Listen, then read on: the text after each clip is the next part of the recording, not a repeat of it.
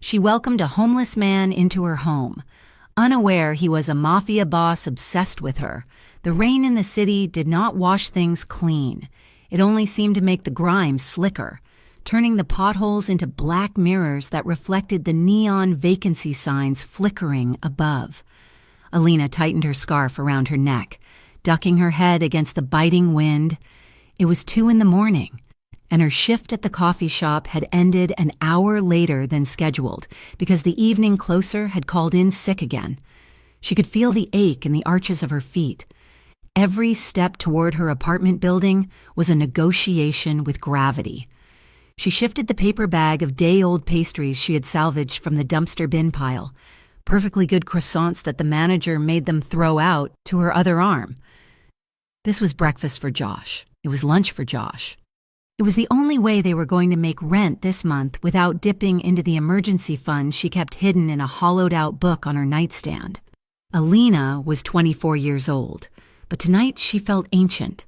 Since her parents had died in that highway collision 3 years ago, she had become mother, father, and provider to a teenage boy who was growing too fast and eating everything in sight. She turned the corner onto her street, her eyes scanning the shadows out of habit. A single woman walking alone at this hour had to be vigilant. The streetlights here were sporadic, buzzing with dying electricity. That was when she saw him. He was a heap of dark clothing collapsed against the brick wall near the entrance to her building. At first, Alina thought it was just trash bags left out for collection, but then the pile moved. A low, pained sound barely audible over the drumming rain reached her ears. Her instinct was to keep walking. Keep her head down, get inside, lock the deadbolt. That was the rule of the city. You survive by minding your own business. She took 2 steps toward the heavy iron door of her complex, her hand gripping her keys so hard her knuckles turned white. But then she heard it again, a sharp intake of breath, followed by a groan that sounded like something tearing. Alina stopped. She looked at the heavy door, then back at the figure. Damn it, she thought. She walked over to him, keeping a safe distance.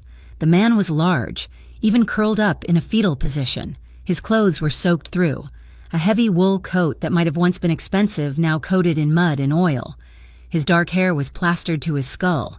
"Hey," she called out, her voice steady despite her racing heart. "You can't sleep here. The super will call the cops." The man did not answer. He shivered, a violent tremor that racked his entire frame. Alina took a step closer. "Sir?" He lifted his head. The movement was sluggish, like he was fighting the weight of the atmosphere itself.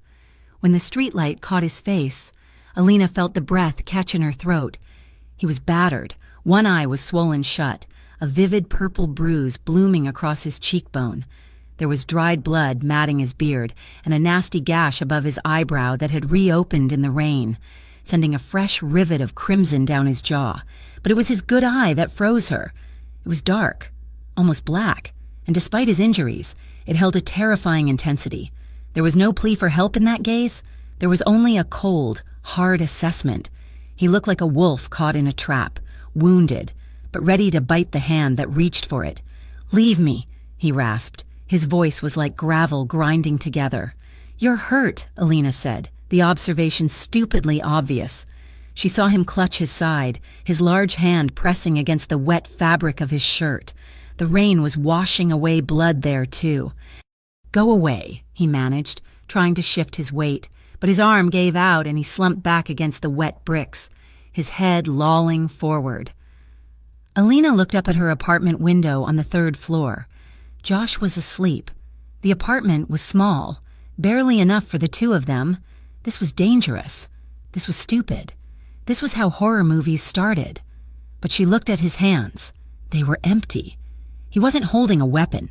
He was shivering so hard his teeth were beginning to chatter. If she left him here, in this freezing rain, with those injuries, the coroner would be zipping him into a bag by sunrise. "I'm not leaving you here to die," Alina said, the resolve in her voice surprising even her. She stepped forward and crouched down. "Can you stand?" The man looked at her again. Confusion flickered through the pain in his dark eye. He seemed unable to comprehend why she was still there. "I live upstairs," she said. her tone leaving no room for argument. "I have a first aid kit and a couch. If you try anything, I have a taser and I know how to use it. Do you understand?" He stared at her for a long moment, then, slowly, he nodded. It took nearly 10 minutes to get him up the 3 flights of stairs. He was heavy, a wall of solid muscle beneath the soaked coat, but he leaned as little of his weight on her as possible, gritting his teeth against the agony in his side.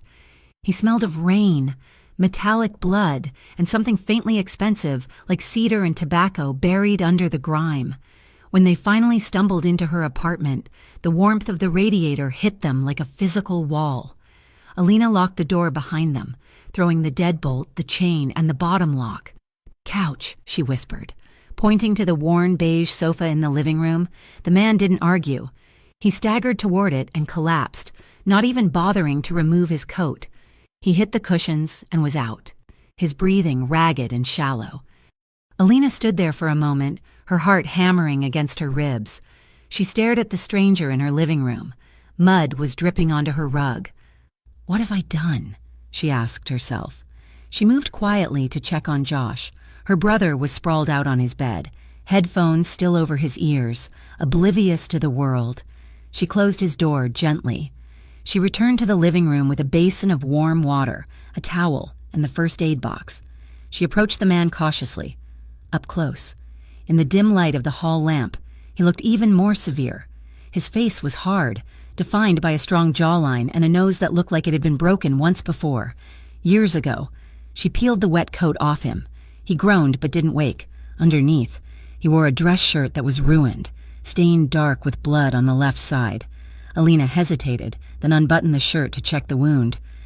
It was a knife wound, or maybe a graze from a bullet. She couldn't tell, and she didn't have the medical knowledge to diagnose it properly, but it had stopped bleeding profusely. It looked angry and inflamed, but not arterial. She cleaned it as best she could, her hands gentle. He flinched in his sleep when the antiseptic touched his skin, his hand shooting out to grip her wrist. Alina gasped, freezing. His grip was iron, even unconscious. His reflexes were predatory, but a second later, his hand relaxed and fell away. She bandaged him, draped a heavy wool blanket over his shivering form, and then sat in the armchair across the room, watching him. She held her taser in her lap. She didn't sleep that night. She just watched the rise and fall of the stranger's chest, wondering who he was and why he looked like a fallen king rather than a beggar. The man woke up with the sunrise. Pain was the first thing he registered. It radiated from his ribs, a dull, throbbing fire that pulsed with every beat of his heart. The second thing he registered was the smell. Coffee. Real coffee. And the scent of vanilla and old books. He opened his eyes. He was not in a ditch. He was not in the back of the meatpacking truck where he had stowed away 2 nights ago. He was in a room that smelled of peace. Victor Morelli, the head of the Morelli crime family, the man the FBI had a file on as thick as a dictionary, lay still. His eyes darted around the room, assessing exits, weapons, threats. A small television sat on a crate. A bookshelf overflowed with paperbacks. A window with peeling paint let in the gray morning light. And in the kitchen, a few feet away, a woman was moving. Memory returned to him in jagged shards. The rain, the cold, the woman with the defiant eyes and the voice that trembled with bravery she shouldn't have had to possess. He tried to sit up, but a hiss of pain escaped his lips. The woman turned immediately. She was wearing a faded, oversized t-shirt and leggings, her hair pulled up in a messy knot. She looked tired. There were dark circles under her eyes, likely because she hadn't slept while guarding him. "You're awake," she said. She didn't come closer. She stayed behind the kitchen island, a safe barrier. "I made coffee." Victor stared at her. He should leave. Every second he stayed here, he endangered her. The men who had come for him, his own men, led by his traitorous underboss, Sal, would scour the city until they found a corpse. If they found him here, they would burn this building to the ground with everyone inside. "Water," he croaked. His throat felt like he had swallowed glass. She poured a glass of water and brought it to him, setting it on the coffee table before retreating quickly. Victor sat up, ignoring the screaming protest of his oblique muscles. He drank the water in one long draught. "I need to go," he said, his voice gaining a fraction of its usual command. "You have a fever," Alina said. She crossed her arms over her chest. "You were burning up all night. If you go out there, you'll collapse again within a block. That is not your concern. It is my concern," she countered, her chin tilting up. "Because I'm the one who dragged you up 3 flights of stairs. I'm not letting that effort go to waste." Victor looked at her, really looked at her. In the daylight, she was stunning in a way that had nothing to do with glamour. She was raw and real. Her eyes were the color of amber, clear and honest. She had no idea who he was. To her, he was debris. And yet, she stood there arguing with him about his health. "Why did you help me?" he asked. Alina shrugged, looking uncomfortable. "You looked like you needed it, and you didn't look crazy. Just hurt. I could be dangerous." "Are you?" she asked, point blank. Victor paused. "Yes." Alina didn't flinch. "Well, don't be dangerous in my apartment. My brother lives here. If you so much as look at him wrong, I will scream so loud the entire neighborhood will come running." Victor felt the corner of his mouth twitch. A smile. He hadn't smiled in years. "Understood. I'm Alina," she said. He hesitated. He couldn't give his real name. The name Victor Morelli was currently being broadcast on police scanners and whispered in fear across the 5 boroughs. "Vic," he said. It was close enough to the truth to feel natural. "Okay, Vic, the deal is this. You can stay until the fever breaks. 2 days, maybe 3. I have food, but not a lot, so you eat what we eat, and you stay away from the windows." He nodded slowly. Staying here was tactical suicide, yet his body refused to move. He was weaker than he thought, and there was something about this place, this tiny, cluttered sanctuary, that pulled at him. It felt safe. "Thank you," he said. 3 days turned into 5. Victor's strength returned rapidly, though he was careful to hide the full extent of his recovery. He spent the days on the couch while Alina worked her shifts. He listened to the sounds of the building, the footsteps in the hall, the arguments next door. He analyzed the security of the apartment. The lock was flimsy. The fire escape window was rusted shut.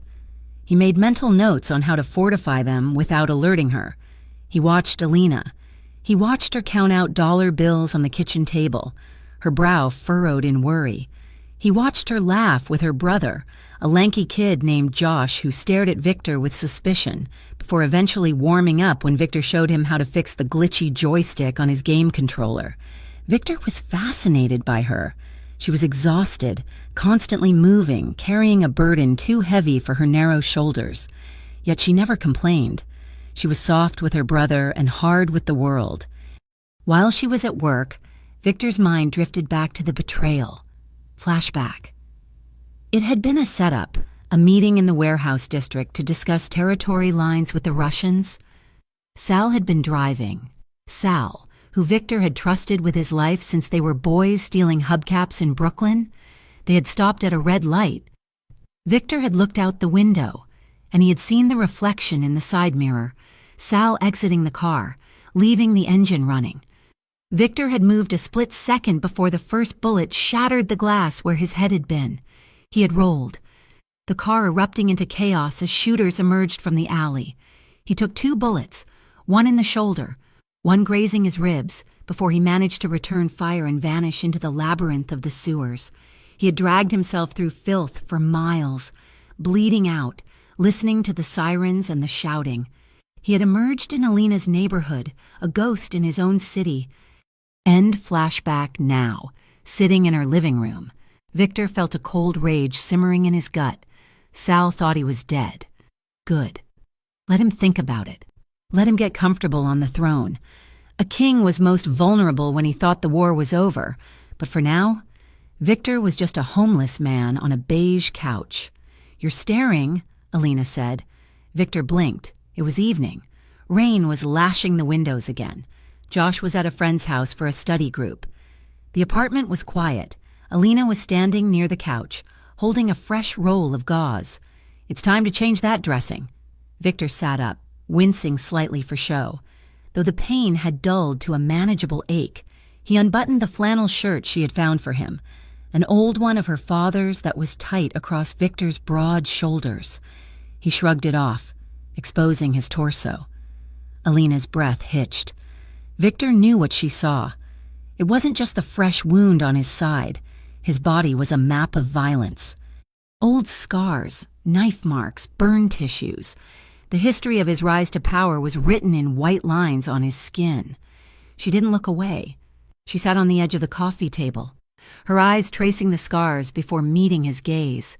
"You've had a hard life, Vic," she said softly. "Life is hard for everyone," he replied. "Some just show it more than others."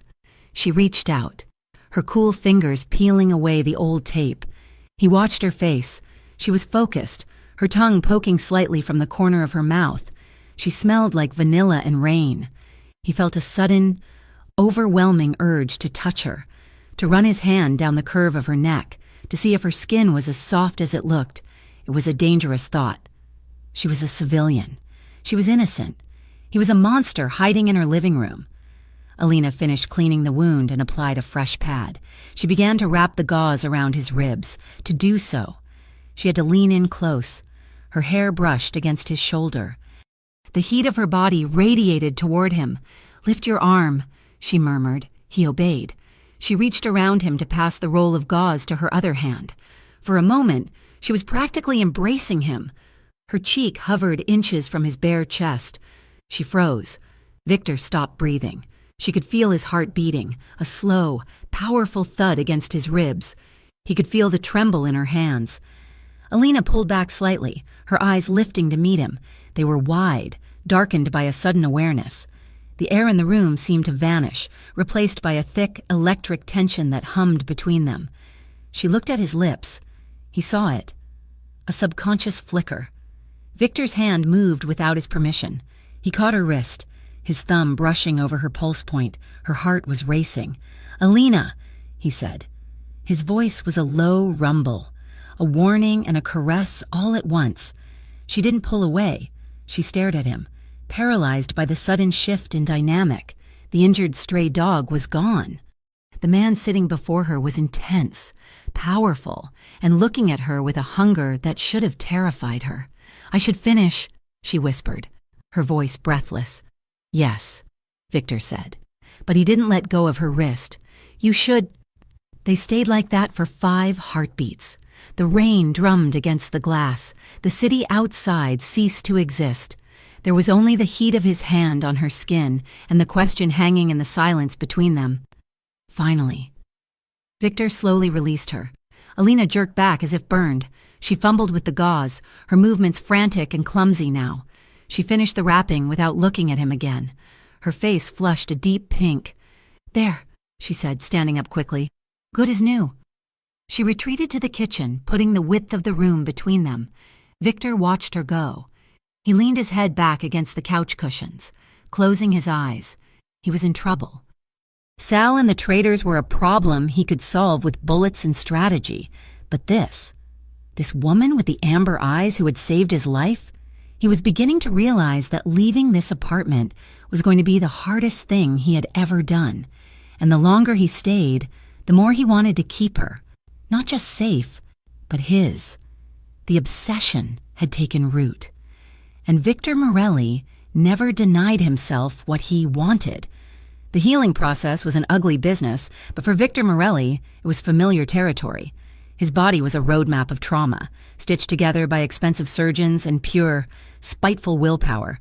But this time, the recovery felt different. It was slower, not because his cells were failing him, but because he willed them to lag. By the 7th day, the fever had broken completely. The fire in his side, where the bullet had grazed his ribs, had dulled to a manageable throb, a reminder of the betrayal rather than an incapacitating injury. He could stand without swaying. He could make a fist with enough force to shatter a windpipe. In the dark hours of the morning, while Alina and her brother slept, Victor moved silently through the small living room, doing push-ups on the worn rug, testing his limits, ensuring the wolf inside him was still sharp. But when the sun rose and Alina emerged from her bedroom, rubbing sleep from her eyes, Victor returned to the couch. He slumped his shoulders. He added a slight tremor to his hand when he reached for his water glass. He deliberately moved with a stiff, pained gait that elicited a look of immediate concern from her. He was lying. He was manipulating her empathy to buy time, and he did not care. The apartment had become a fortress of solitude that he was loath to leave. The chaotic noise of the American city outside, the sirens, the shouting, the grinding gears of garbage trucks, felt miles away. Inside, there was only the smell of vanilla, the hum of the refrigerator, and Alina. He spent the days while she was at work analyzing her life. He wasn't just watching, he was gathering intelligence.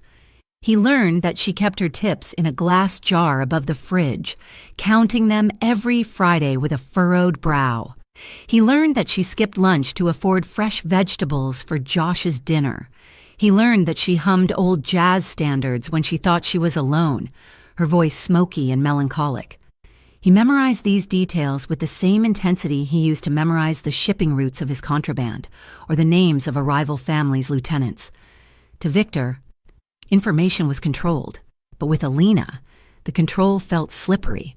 The more he learned, the less he wanted to use it against her, and the more he wanted to simply, I know her, to earn his keep, and to assuage the slight guilt pricking at the back of his mind.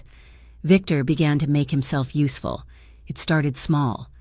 Alina came home one Tuesday to find the wobbly leg of the kitchen table stabilized. She frowned, shaking it, testing its firmness. She looked at Victor, who was feigning sleep on the couch, a book resting on his chest. A small smile touched her lips. 2 days later, the cabinet door that always squeaked was silent. Then came the sink. Josh, Alina's teenage brother, had been circling Victor like a wary stray dog. The boy was 17, lanky, and filled with the defensive aggression of a male who feels the need to protect his territory but lacks the strength to do so. He watched Victor with narrowed eyes, clearly uncomfortable with the large, scarred stranger sleeping in their living room. It happened on a Thursday evening. Alina was working a double shift. Josh was in the kitchen, wrestling with the faucet. Water was spraying everywhere, soaking the front of his t-shirt. "Damn it!" Josh shouted, slamming a wrench against the counter. "Stupid piece of junk!" Victor opened one eye. He sat up slowly, wincing for effect, and watched the boy struggle. The pipe under the sink had burst a seal. It was an easy fix if one knew how to apply pressure, but Josh was just stripping the threads. Victor stood up. He walked into the kitchen, his presence sudden and imposing in the small space. Josh jumped back, looking defensive. "I got it," Josh snapped, his voice cracking. "You are stripping the nut," Victor said calmly. His voice was deep, carrying a natural authority that made people stop and listen. "Hand me the wrench. I don't need your help." "The water is ruining the floorboards," Victor pointed out, gesturing to the spreading puddle. "Alina will not be happy." The mention of his sister deflated Josh's bravado. He hesitated, then shoved the wrench at Victor. "Fine. Fix it if you're so smart." Victor ignored the attitude. He knelt, ignoring the sharp pull in his side. With efficient, practiced movements, he realigned the pipe, applied the plumber's tape he had found in the junk drawer earlier that day, and tightened the fitting. The spray stopped instantly. He stood up and wiped his hands on a rag. "Tighten, but do not force," Victor said, handing the wrench back. "Metal has a temper. You must respect it." Josh stared at the dry sink, then up at Victor. "Where did you learn to do that? Were you a plumber or something?" "I learned that if you want something to work, you fix it yourself," Victor replied. "Relying on others is a good way to drown." Josh snorted, but the hostility in his posture evaporated. "Yeah, I guess." He paused, looking at the floor. "Thanks. Don't tell Alina I almost flooded the place?" "It never happened," Victor said. The truce was solidified 2 days later with the landlord, Mr. Henderson was a short, red-faced man who smelled of stale cigars and cheap cologne. He pounded on the door on a Saturday morning, demanding to speak to Alina. Victor was in the shower, a luxury Alina had insisted on, so he missed the initial exchange. When he emerged, Dressed in a clean pair of sweatpants Josh had lent him and a tight undershirt, he found Alina standing in the doorway, looking small. "I told you. Mr. Henderson, I'll have the rest of the rent on Tuesday," Alina was saying, her voice trembling slightly. "I just had to pay for Josh's school fees. Tuesday isn't today. Alina," Henderson barked, stepping into her personal space. "I'm running a business, not a charity. You pay up, or I put your stuff on the curb, and I heard you have some vagrant staying here. That's a lease violation." Alina stepped back, flustered. "He's a guest. He's leaving soon." "He leaves now, or you're evicted," Henderson shouted, raising a finger to point in her face. The air in the hallway changed temperature. Victor stepped out from the hallway shadows. He moved with the silent, fluid grace of a predator emerging from the tall grass. He didn't say a word. He simply walked up behind Alina and placed a hand on the door frame, looming over her. He was 6'3" of solid, scarred muscle. His wet hair was slicked back, revealing the sharp, brutal angles of his face. He looked at Henderson with eyes that were devoid of humanity, eyes that had watched men beg for their lives and felt nothing. Henderson froze. His finger dropped. He looked up at Victor, his face draining of color. "Is there a problem?" Victor asked. His voice was soft, terrifyingly soft. Henderson stammered. Just discussing the rent." "She said Tuesday," Victor stated. "It wasn't a question. Tuesday means Tuesday." He took a half step forward, placing himself partially in front of Alina. "And as for the guest, I am not a vagrant. I am family. Do we have an understanding?" Henderson swallowed hard, nodding rapidly. "Yeah, sure. Tuesday. That's fine." The landlord turned and hurried down the hall, almost tripping over his own feet. Alina let out a long breath she had been holding. She looked up at Victor, her eyes wide. "You didn't have to do that. He can be nasty." "He is a coward," Victor said dismissively. "Bullies are always cowards when they face something bigger than them." Josh, who had been watching from the kitchen, grinned. "Dude, that was awesome. Did you see his face?" Alina looked from her brother to Victor. She should have been angry. She should have told him not to interfere. But instead, she felt a warm flush spread through her chest. For the first time in 3 years, she didn't feel like she was fighting the world alone. As the days turned into a second week, the dynamic in the apartment shifted. Victor stopped pretending to be an invalid, though he maintained the vague story of being down on his luck. He cleaned. He fixed it. He cooked simple meals with the limited ingredients they had, chopping vegetables with a knife skill that was professional and slightly unsettling. But it was the nights that changed everything. The apartment had no air conditioning, and the humid city heat trapped itself in the brick walls. Victor, claiming the heat bothered his healing wounds, began to sleep shirtless on the couch. Alina tried not to look. She really did, but the apartment was small, and he was impossible to ignore. She would come out for a glass of water and find him lying there, the streetlights from outside casting stripes across his torso. His body was a masterpiece of violence. The scars were thick and white against his tanned skin, weaving a story of survival. But beneath the scars, the muscle was defined and hard. One evening, she caught him doing sit-ups. He paused at the top of the movement, his abdominal muscles rippling, sweat glistening on his collarbone. He looked at her, his dark eyes unreadable. Alina froze, her hand gripping her glass. She felt a jolt of desire so sharp it shocked her. It wasn't just gratitude anymore. It was a visceral, magnetic pull toward the danger he represented. "Sorry," she murmured, turning away quickly. "I didn't mean to intrude." "You live here." "Alina," Victor said, his voice rough. "You are never an intrusion." He stood up and walked over to her. He was too close. The heat coming off him was palpable. He took the glass from her hand, his fingers brushing hers, a deliberate, lingering contact that sent sparks racing up her arm. "You look exhausted," he said quietly. "I'm fine. Just a long shift." "You work too hard," Victor said, his gaze dropping to her mouth for a fraction of a second before returning to her eyes. You carry the weight of the world for a boy who is almost a man, and for a landlord who does not deserve your politeness. You are too good for this city. Alina. The compliment was simple, but the way he said it, with such solemn conviction, shattered something inside her. No one ever told her she was good. They only told her she was late, or broke, or responsible. I do what I have to do, she whispered. I know, Victor said. That is what makes you dangerous.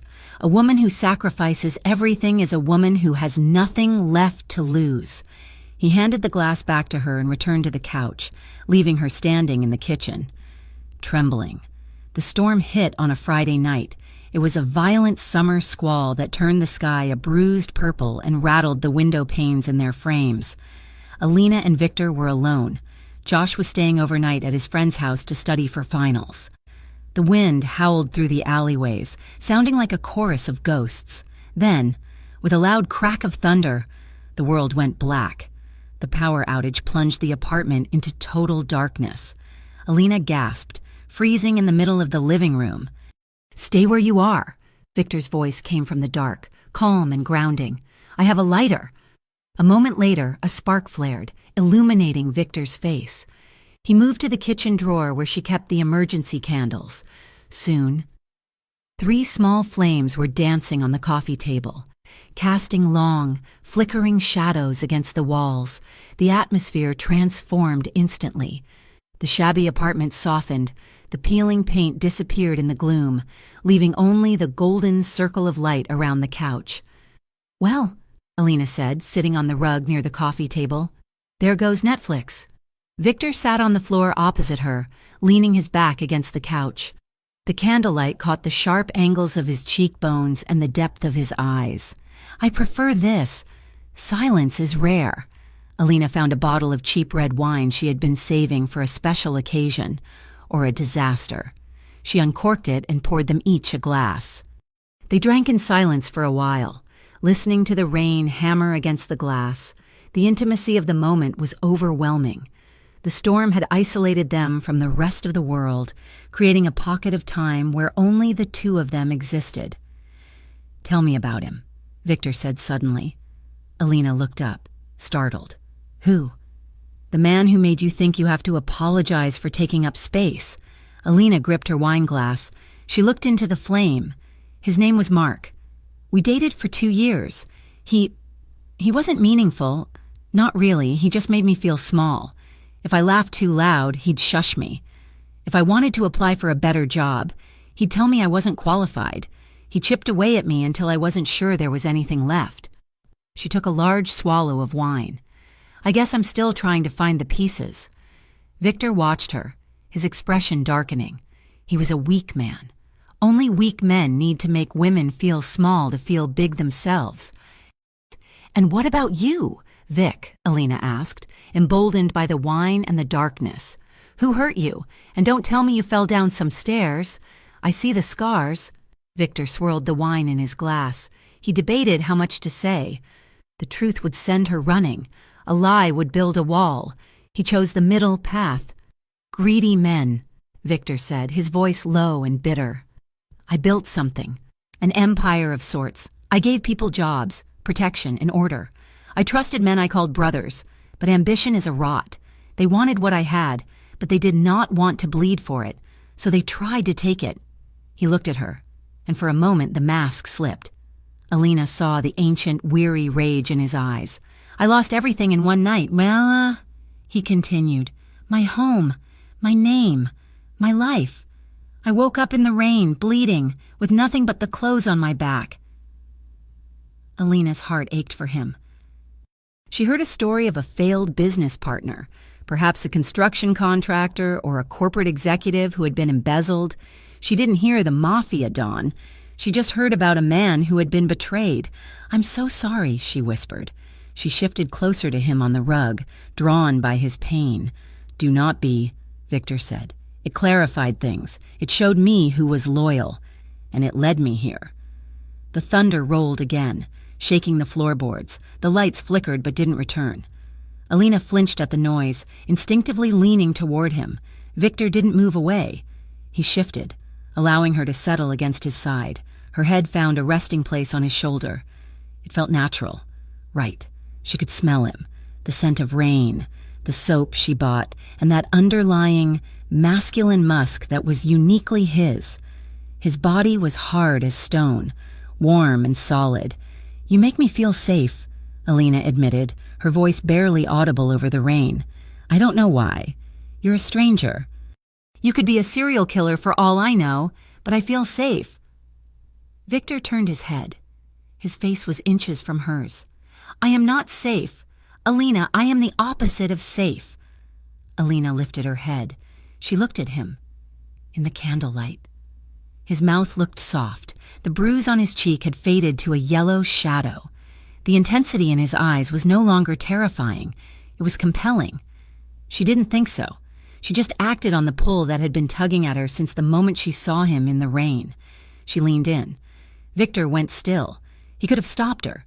He could have pulled back. But he was a starving man, and she was the feast. Their lips met. It wasn't a movie kiss. It was hesitant, tasting of cheap wine and trepidation. Alina's lips were soft, trembling slightly. Victor held himself in check, terrified that he would crush her with the sheer force of his want. He kissed her back slowly, with a restraint that cost him every ounce of his willpower. He raised a hand, his rough palm cupping her jaw, his thumb tracing her cheekbone. The touch was electric. Alina gasped into his mouth, her fingers curling into the fabric of his t-shirt. The kiss deepened. For a fleeting second, the world tilted.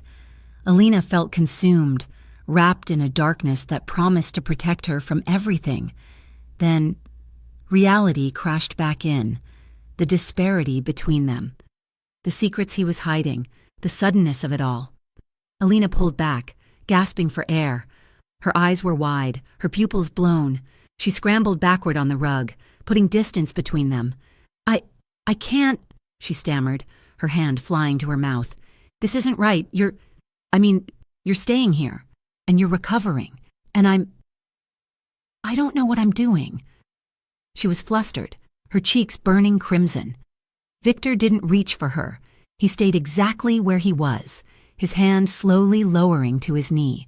He watched her with a calm, predatory stillness.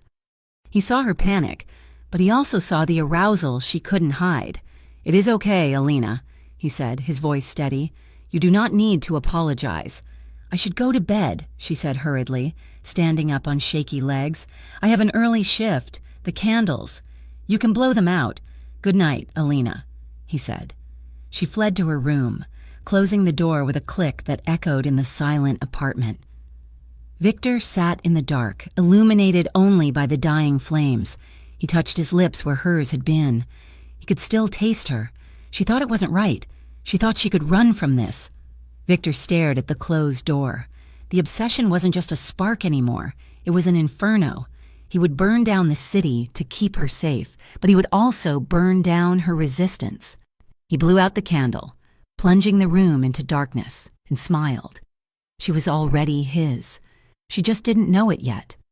The apartment had become a maze of invisible walls. Since the night of the storm, since the kiss that had tasted of cheap wine and desperate longing, Alina had constructed a fortress of politeness around herself. She moved through the small rooms with her eyes averting his, her conversation reduced to functional necessities. She spoke of grocery lists, utility bills, and the weather, treating Victor like a roommate she was trying not to offend rather than the man whose mouth had branded hers. Victor noticed it all.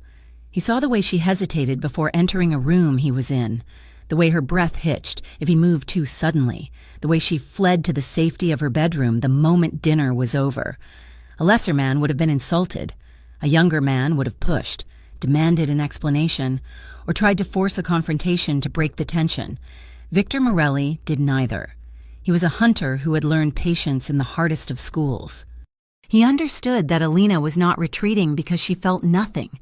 She was retreating because she felt too much.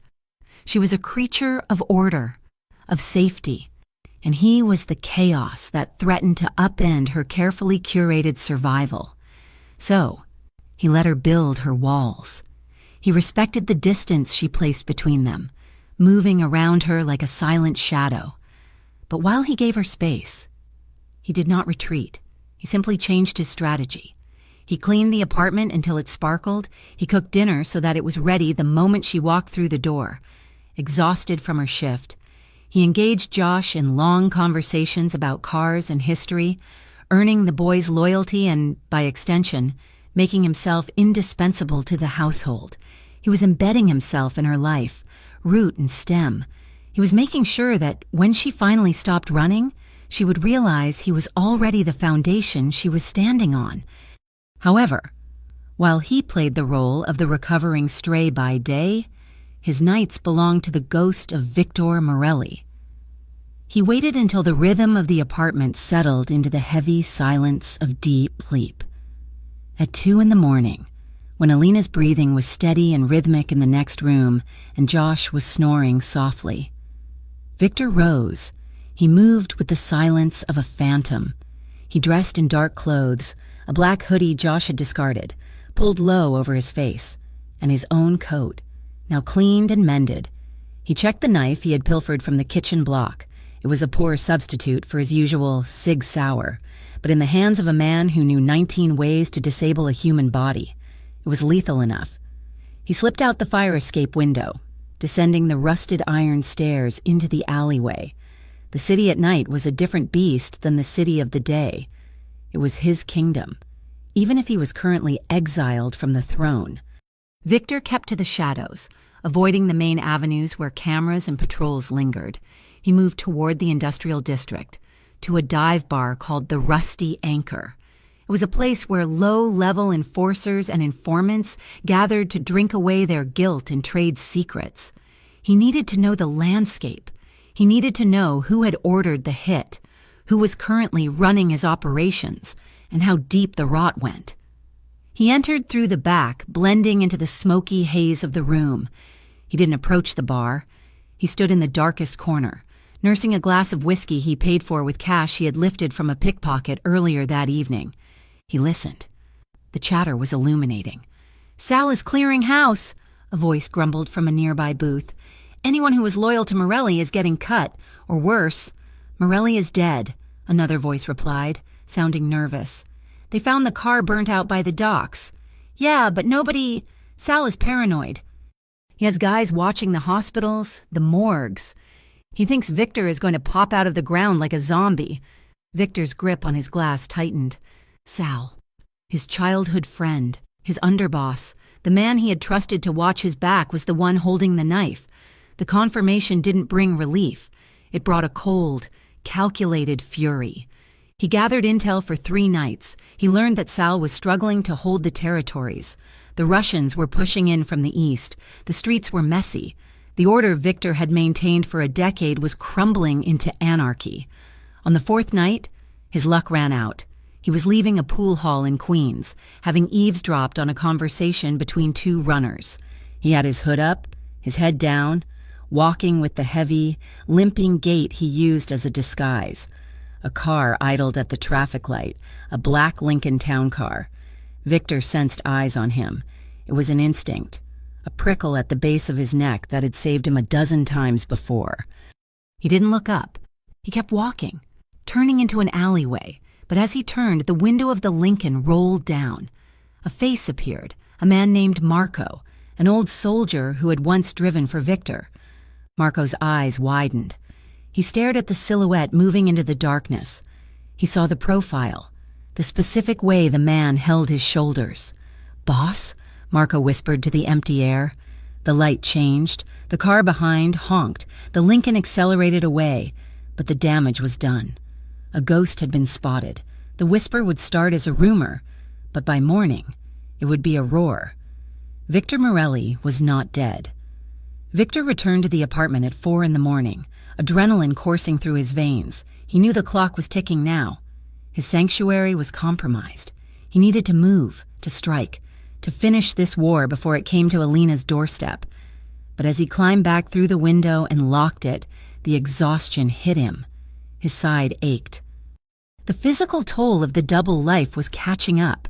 He stripped off his wet layers, leaving them in a pile by the door to dry. He went to the kitchen sink to wash the grime of the city from his face and hands. He didn't bother with a shirt. The apartment was stiflingly hot, the humidity of the coming summer pressing against the windows. He was standing there, gripping the edge of the sink, water dripping from his face, when the light flicked on. Victor spun around, a knife appearing in his hand from nowhere, a reflex he couldn't control. Alina stood in the doorway of the kitchen. She froze, her eyes wide, fixed on the blade.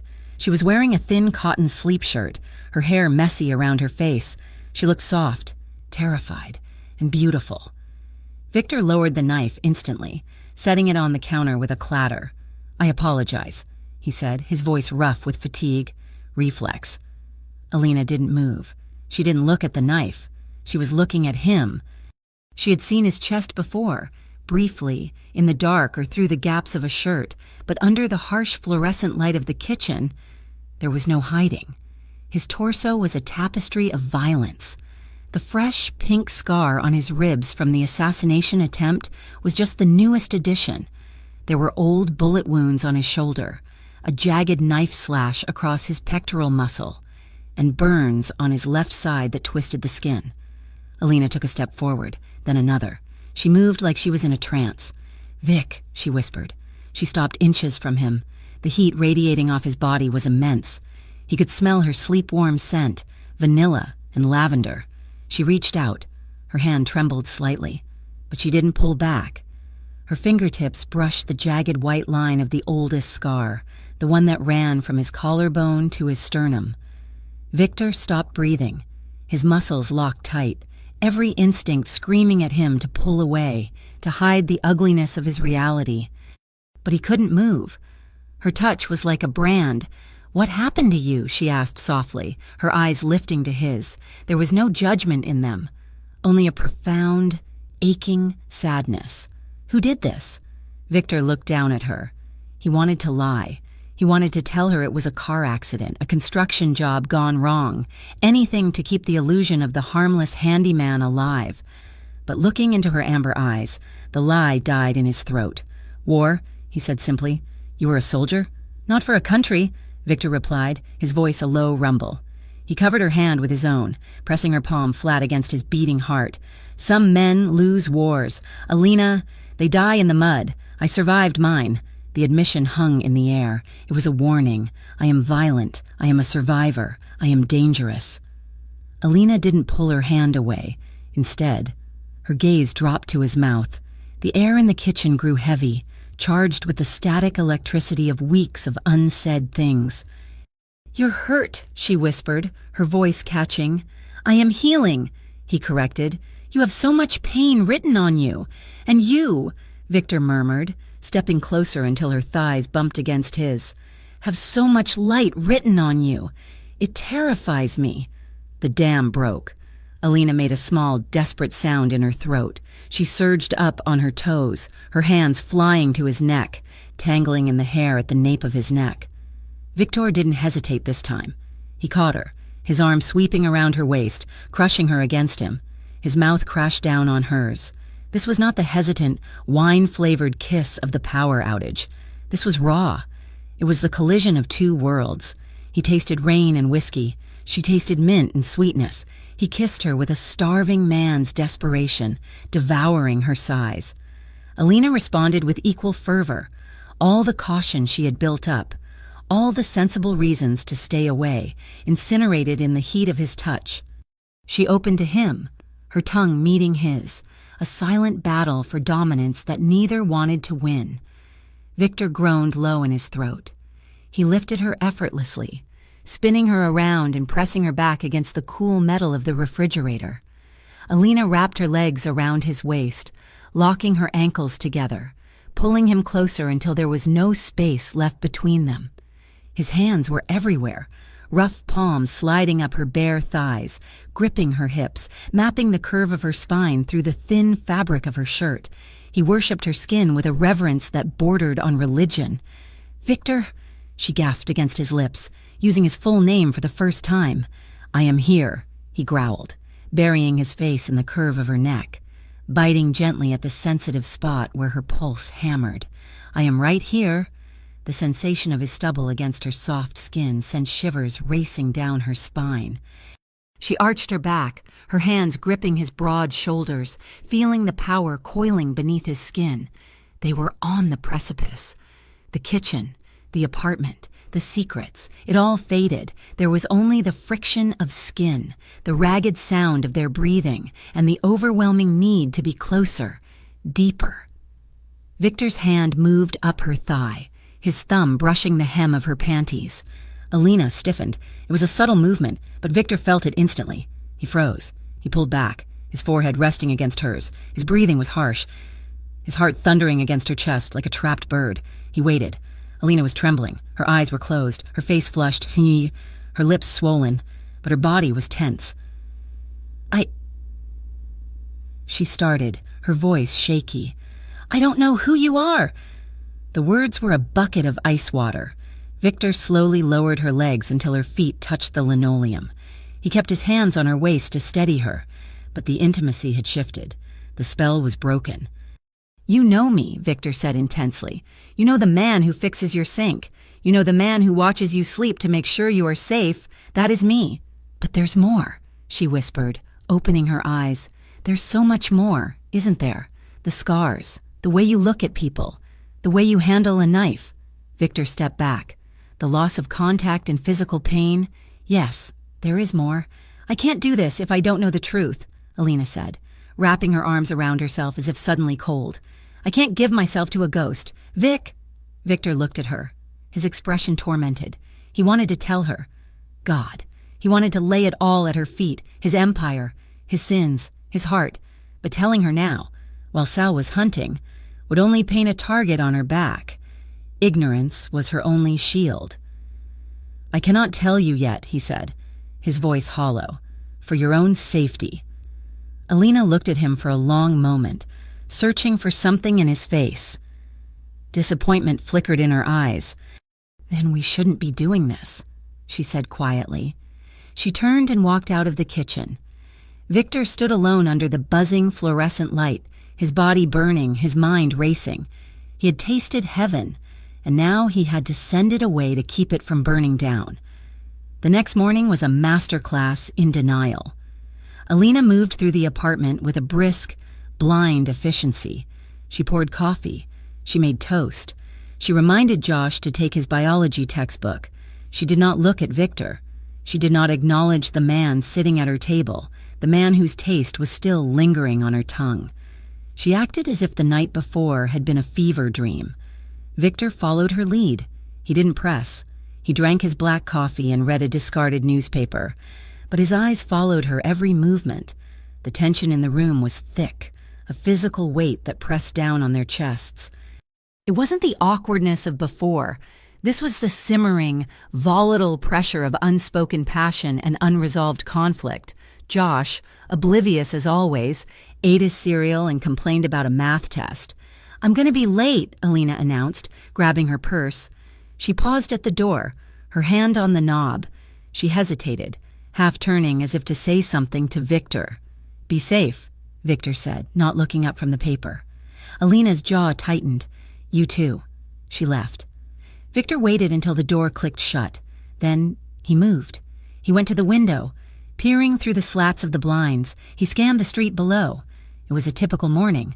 Pedestrians, delivery trucks, a bus wheezing at the corner, and then he saw it. A black sedan. It was parked 3 blocks down, facing the apartment building. It was indistinguishable from 100 other town cars in the city. But to Victor's trained eye, it stood out. The tint was too dark. The engine was running. It circled the block. Slow, methodical. Victor cursed in Italian. They had found him. The sighting last night had been enough. The net was closing. He began to pack. Not clothes. He had none that mattered. He began to gather weapons, the kitchen knife, a length of pipe he had salvaged. He needed to get Alina and Josh out, but he couldn't cause a panic. He needed a plan. Alina's day at the coffee shop was a blur of steam and caffeine. She was on autopilot, her mind constantly drifting back to the kitchen. The feel of Victor's hands, the hardness of his body, the cryptic things he had said. "I survived mine." She was angry at herself for wanting him. She was angry at him for hiding. She was terrified of the feeling that she was standing on the edge of a cliff, waiting to fall. "Alina, table 4 needs a refill," her manager called out. "On it," she said, wiping her hands on her apron. She grabbed the pot and headed to the table. It was empty, save for a dirty cup and a generous tip. And an envelope. It was a plain manila envelope, thick and heavy. There was no name on it, just a symbol drawn in black marker in the corner, a skull. Alina frowned. She looked around the shop. The customers were the usual mix of students and businessmen. No one looked out of place. She picked up the envelope. A cold dread settled in her stomach, sudden and irrational. She walked back to the break room, her hands trembling. She set the pot down and tore open the flap. Photos spilled out onto the break room table. Alina gasped, her hand flying to her mouth to stifle a scream. They were photos of her. Alina walking to work. Alina buying groceries. Alina laughs with Josh at the bus stop. And then, photos of the apartment, taken from the street. Zoom lenses peering through her windows. There was a photo of Victor sitting on her couch. There was a photo of Victor and Alina standing in the kitchen, silhouetted by the light, their bodies close. The pictures were grainy, black and white, and terrifying. They were the view of a stalker, the view of a predator. Alina shuffled through them, her heart hammering so hard she thought she might faint. At the bottom of the stack was a single index card. It had no words, just the same skull symbol, drawn in heavy, jagged ink, and a date, today's date. The back door of the coffee shop opened with a slam. Alina jumped, spinning around, expecting a gunman. It was just a delivery driver bringing in milk crates. "Whoa, easy there," the driver laughed. "You look like you've seen a ghost." Alina stared at him, unable to speak. She looked back at the photos scattered on the table. Victor. This was about Victor. The cryptic warnings, the scars, the wars he had survived. He hadn't just run away from a bad business deal. He had brought something dark and deadly into her life. She grabbed the photos, shoving them back into the envelope with shaking fingers. She needed to get home. She needed to get Josh, and she needed to scream at Victor Morelli until he told her exactly what kind of monster she had let into her bed. She ripped off her apron and ran out the door, the envelope clutching to her chest like a shield, unaware that across the street, inside the black sedan, a man was watching her through binoculars, lifting a radio to his lips. "Target is moving," the man said. "She has the package. We are green for tonight." The door to the apartment slammed shut with a force that rattled the framed photos on the wall. Alina stood in the entryway, her chest heaving, the manila envelope clutched in her hand like a weapon. The rain from outside was still dripping from her coat, pooling on the linoleum, but she felt none of the cold. She felt only a white-hot fire of betrayal burning through her veins. Victor was in the living room, wiping down the coffee table. He looked up, his movement pausing mid-swipe. He saw the envelope. He saw the look in her eyes, a devastation so profound it looked like physical pain. He set the rag down slowly. He did not ask what was wrong, he knew. Alina marched forward and threw the envelope at him. It struck his chest, the photos spilling out, scattering across the rug like leaves. Grainy, black and white images of her life, of her sanctuary, stared back at them. "Who are you?" Alina demanded. Her voice was not a scream. It was a low, trembling vibration that filled the room. "And do not lie to me. Vic, do not dare lie to me again." Victor looked down at the photos. He saw the skull symbol. He saw the surveillance angles. Sal had been busy. "I told you," Victor said, his voice calm, though his heart hammered against his ribs. "I survived a war." "That is not an answer," Alina shouted, tears finally spilling over. "People are following me. People are taking pictures of my brother. You brought this here. You brought this to my door." "I never intended for you to be involved," Victor said, stepping toward her. "Stop!" she snapped, holding up a hand. "Stay away from me. Just tell me the truth. Are you a criminal?" Victor stopped. He looked at her, his dark eyes guarded. "I was involved with dangerous men, powerful men. I ran an organization that managed things. When I tried to change direction, they turned on me. They want me dead. Alina, that is the truth." It was a partial truth, a sanitized version of a bloody reality. He did not tell her he was the capo dei capi. He did not tell her he had ordered hits, sanctioned wars, and ruled the underworld with an iron fist. Alina stared at him, shaking her head. "You used us. You used me as a hideout." "No," Victor said sharply. "I used you as a lifeline. There is a difference." "I don't care," she whispered, the fight draining out of her, replaced by a terrifying clarity. "You put Josh in danger. I can handle myself, but Josh, he's a child. I can't have this. I can't have you here." The words struck Victor harder than the bullet that had grazed his ribs. "Alina," he started, his voice cracking. "Get out," she said, pointing to the door. "Pack your things. Just go, please, before they come back." Victor looked at her. He saw the terror in her eyes, and he knew he had put it there. He had sworn to protect her, and instead, he had become the source of her fear. "Okay," he said softly. "I will go." The sun set, plunging the city into an uneasy twilight. Victor did not leave immediately. He packed his meager belongings, the few clothes she had bought him, the knife he had sharpened, into a canvas bag. But he stalled. He checked the windows. He checked the locks. He could not leave her unprotected. Not when the wolves were circling. Josh was in his room, headphones on, oblivious to the tension that made the air in the apartment thick and unbreathable. Alina sat at the kitchen table, staring at her hands, her face pale. It happened at midnight. There was no knock. There was no warning. The front door splintered inward with a deafening crash as a heavy boot kicked the lock mechanism through the frame. Alina screamed, jumping up from the table. Two men burst into the apartment. They were wearing ski masks and dark tactical gear. They held bats and knives, quiet weapons, meant for a silent job. Victor did not hesitate. He did not freeze. He moved. He had been standing by the hallway, his bag on his shoulder. He dropped the bag, in a blur of motion that the human eye could barely track. He intercepted the first attacker. The man swung a baseball bat aimed at Victor's head.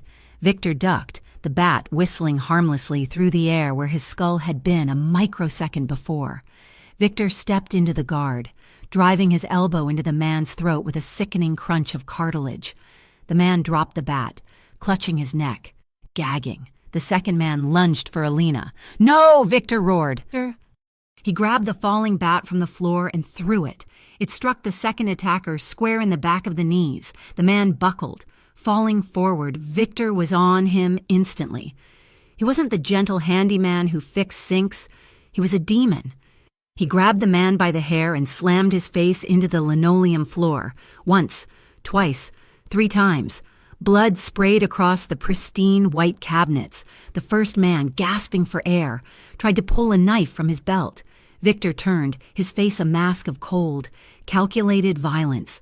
He kicked the man in the chest, sending him flying backward into the bookshelf. The wood splintered, books raining down. Victor followed him, pinning him against the wall with a forearm to the throat. "Who sent you?" Victor snarled, his voice dropping to a terrifying register. The man couldn't speak. His face was purple. Josh stood in the doorway of his bedroom, paralyzed, his eyes wide as saucers. Alina was pressed against the kitchen counter, her hands over her mouth, trembling violently. She was watching a slaughter. She was watching the man she had nursed back to health dismantle 2 armed assailants with the efficiency of a machine. Victor realized they were watching. He realized what he looked like.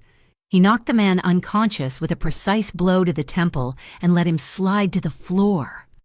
Silence fell over the apartment. The only sound was the harsh, ragged breathing of the 3 of them and the groan of the unconscious man on the floor. Victor turned to face them. His knuckles were split and bleeding. There was a splatter of blood on his cheek. His chest was heaving, his eyes wild and dilated. Alina stared at him. She looked at the blood on the floor. She looked at the violence inherent in his stance.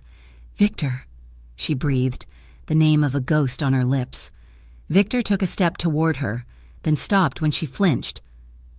The rejection cut him deep, but he understood it.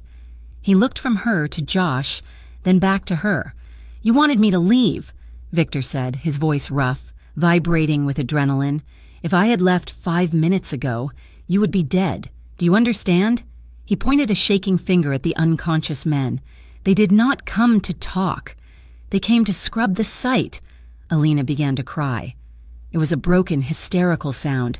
The reality of how close she had come to losing everything crashed down on her. Victor closed the distance. He didn't care if she was afraid. He needed to anchor her. He grabbed her shoulders, his grip firm but desperate. "Look at me," he commanded. "Alina, look at me." She raised her tear-filled eyes to his. "You are not safe without me," he said with intense conviction. "Not anymore. I brought this storm, yes, but I am the only shelter you have." Alina looked at him, really looked at him. She saw the blood, yes, but she also saw the terror in his own eyes. He wasn't afraid of the men on the floor. He was afraid for her. She crumbled. "Oh, God," she sobbed, collapsing forward. Victor caught her. He wrapped his arms around her, burying his face in her hair. He held her as she shook, absorbing her fear into his own body. He looked over her shoulder at Josh. "Go to your room, Josh," Victor said, his voice softening. "Lock the door. Put your headphones on. I will handle the trash." Josh nodded mutely, too stunned to argue, and retreated. That night, no police were called. Victor made a phone call to a number he had memorized years ago, a cleaner who owed him a life debt. The bodies were removed before the neighbors finished wondering about the noise. The door was propped shut with a chair. Alina could not stop shaking. She refused to go to her bedroom. She refused to be alone. They sat on the couch, the same couch where he had slept for weeks. Victor sat with his back to the armrest, and Alina curled into him, wrapping her arms around his waist, burying her face in the scent of him. Blood, sweat, and safety. "I'm sorry," he whispered into the darkness, stroking her hair. "I'm so sorry." "Just hold me," she replied, her voice muffled against his shirt. They fell asleep like that, tangled together in the aftermath of violence. Two survivors clinging to the only solid thing in a world that had turned to quicksand. Morning brought a harsh, unforgiving light that illuminated the bloodstains on the kitchen grout. Alina woke first. She was stiff, her neck aching from the angle of the couch. She lifted her head and found herself staring at Victor's sleeping face, in repose. The violence was gone. He looked younger, burdened but peaceful. Then she remembered. The men, the fight, the blood. Victor woke the moment her breathing changed. His eyes snapped open, instantly alert. He saw her watching him. He sat up, groaning slightly as his old wounds protested the night's activity. He looked at the kitchen, then at her. "We need to talk," he said. "The real talk." Alina nodded. She pulled her knees to her chest, wrapping the blanket around herself. "Tell me everything." Victor took a breath. He looked at his hands. "My name is Victor Morelli." Alina froze. The name meant nothing to her, but the weight with which he said it implied it should. Was the head of the Morelli crime family," he continued, forcing himself to hold her gaze. "I controlled the shipping yards, the unions, and the gambling from here to Jersey. I was a king in a world of rats." Alina's mouth opened slightly. "Mafia? Yes. So, everything was a lie," she whispered.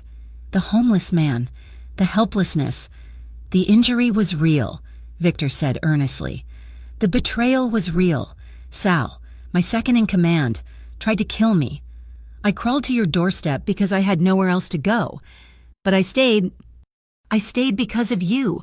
"Don't say that," she said, her voice shaking. "Don't put that on me. You stayed because you were hiding." "I stayed because you made me feel human," Victor burst out, the confession tearing from his throat. He stood up and paced the small room. "For 20 years, I have been a weapon. I have been a boss. I have been a target. I forgot what it was to just exist, to fix a sink, to eat toast, to watch a woman laugh at a television show." He turned to her, his expression raw. "You gave me a life, Alina, a simple, small, beautiful life, and I was selfish enough to want to keep it, even when I knew it was dangerous." Alina stood up, the blanket falling from her shoulders. You lied to me every single day. You slept in my home, you ate my food, and you looked me in the eye and lied. Do you know how that feels? I was protecting you. You were protecting yourself, she shouted. And now look, my home is a crime scene. My brother is traumatized. And I am in love with a man who doesn't exist. The words hung in the air. I am in love. Alina clamped her hand over her mouth, her eyes widening in horror. She hadn't meant to say it. It had slipped out on a wave of anger. Victor went still. The anger drained from his face, replaced by a look of intense, burning hunger. Say that again, he whispered. No, she said, backing away. No, I'll take it back. You cannot take it back, Victor said. He crossed the room in 2 long strides. He didn't grab her. He stopped inches from her, his body radiating heat. You love me. I hate you, she cried, but her hands were already reaching for him, clutching the front of his shirt. I hate that you lied. I hate that you're one of them. I am not one of them, Victor growled. I am yours. There is a difference. He kissed her. It wasn't gentle. I wasn't hesitant. It was a collision of fear and relief and furious passion. Alina made a sound that was half sob, half moan, and opened her mouth to him. They stumbled backward. Victor's hands were in her hair, on her waist, pulling her flush against him. He needed to feel her alive against him. He needed to erase the memory of the violence with the reality of her skin. Victor? She gasped, breaking the kiss to breathe. We can't. Josh is at school, Victor murmured against her throat. He left an hour ago. I heard him go. Alina didn't argue. She didn't want to argue. The adrenaline from the night before had twisted into something else, a primal need to affirm life in the face of death. They moved to the bedroom. Her bedroom, a space he had never entered. It was small, smelling of lavender and sunlight. He lowered her onto the bed. He looked down at her, his dark eyes sweeping over her form with a possessive intensity that made her shiver. Are you sure? He asked, his voice rough. If we do this, there is no going back. You crossed the line with me. I crossed the line the night I opened the door, Alina whispered. She reached up and pulled him down. The act was frantic at first, a desperate tangling of limbs and shedding of clothes, but as skin met skin, the tempo slowed. It became heavy, emotional. Alina ran her hands over his chest. She traced the scar on his ribs, the old bullet wound on his shoulder. She kissed the jagged line of the knife wound he had arrived with. She was mapping his pain, accepting it, claiming it. Victor worshipped her. He touched her as if she were made of glass, his large, calloused hands surprisingly gentle. He kissed every inch of her, murmuring praises in Italian that she didn't understand but felt in her bones. When they finally joined, it was a revelation. It was an anchor. Alina gasped, arching into him, tears slipping from the corners of her eyes. It wasn't just physical. It was the breaking of the final dam. You're mine now, Victor whispered against her ear, his voice a ragged vow. You are mine, Alina. No one touches you. No one hurts you. She wrapped her legs around him, pulling him deeper. I don't know if I can do this, she sobbed softly. I don't know if I can live in your world. Victor, it's too dark. Victor paused. He propped himself up on his elbows, framing her face with his hands. He looked into her eyes with a terrifying resolve. Then I'll burn that world down, he said. And she believed him. They lay in the tangled sheets for a long time afterward. The sun moved across the floorboards. The city outside rumbled on, indifferent to the shift in the universe that had occurred in the small apartment. Alina rested her head on Victor's chest, listening to the steady thrum of his heart. She traced meaningless patterns on his skin with her fingertips. What happens now? She asked quietly. Victor tightened his arm around her. The softness of the morning was over. The wolf was back, calculating, planning. Sal knows I am alive, Victor said, his voice hard.